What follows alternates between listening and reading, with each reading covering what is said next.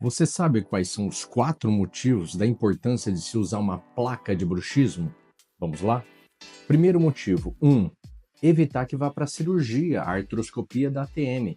Segundo motivo: mesmo que você vá para a cirurgia, ou seja, caiu nos 10% de insucesso dessa placa, nós dois, cirurgião e paciente, vamos para uma região menos inflamada. Terceiro motivo: você vai ter um anteparo, que é a placa, não permitindo que você aperte uma área que foi recentemente operada. Quarto motivo e último que você não sabe: a placa vai dar longevidade ao resultado conquistado pela cirurgia, que é a artroscopia da ATM. Eu sou o Dr. Maurício Bento, cirurgião bucomaxilofacial. Grande abraço.